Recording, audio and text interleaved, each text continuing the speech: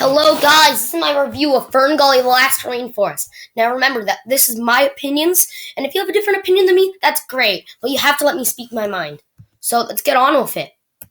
The story is about a bunch of fairies and other creatures that live in Ferngully that are trying to protect their forest. The story is an environmental film, and as such, it follows some of the same tropes. But the way they use them is the best part. The film wants us to know how we should protect the environment, so they dramatize the human race, making them look like savages destroying the land of Ferngully. Getting to see and learn about the land of Ferngully lets us care about the forest and the message even more than before. It also has a subtle message about nature versus technology, and can show how modern society can be good and evil. But while this is all good, the movie also has many plot points that either go nowhere or are so cliche, making the story predictable. You have the girl who wants to see more and the forced romance. But with all that, the story does what it can with the message it has, making it even more effective. The animation. The animation of Ferngully is part of the reason we care about it. We get to see the forest from a tiny angle and from the view of tiny characters. This lets us get shots of the environment that would be ineffective otherwise. We get to see fairies and other creatures flying, showing how big and grand the world of Ferngully is. The shots of the day and night cycle are also effective, and some of the songs show off the stellar animation. But by far, the best aspect of the animation is with the villain Dreadness. Making him ooze and drip around as smoke and oil is a good contrast to the land of Ferngully, and his many forms and growing is impressive.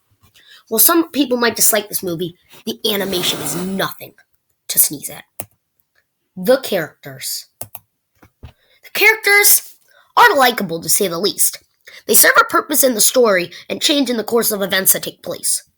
Though they follow some tropes. Krista is like Ariel, Belle, insert 90s Disney princess here. Speaking of 90s, Zack is the human that discovers the land of Ferngully and is a nice contrast to Krista. They each work off each other, teaching each other of their different societies. Zack starts out as a terrible 90s person, but changes throughout the story. Adding a decent love story, and they're okay.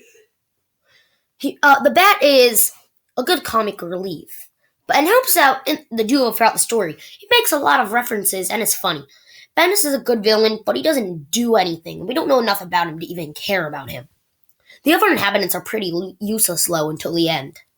So overall, the characters start off cliche, but stay with them, and they get good. The songs. Lots of the songs are good, showing off the majesty of Ferngully, helping us care for it more. Some of the songs are this terrible, beatbox that is totally 90s. What doesn't help is the dated nature of the lyrics, and some songs showing up out of nowhere and then leaving in a matter of moments. While some of the songs are dated, they only help us care for the land of Ferngully and help keep the theme going in even more.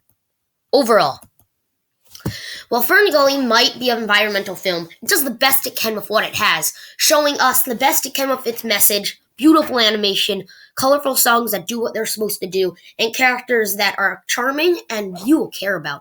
While it does have some cliche moments that make the story predictable, and some of the songs are dated, for all its datedness, it's a pretty good 90s film.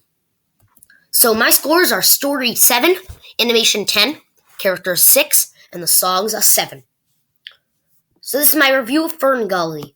This is Sceptile 456 signing out. Peace.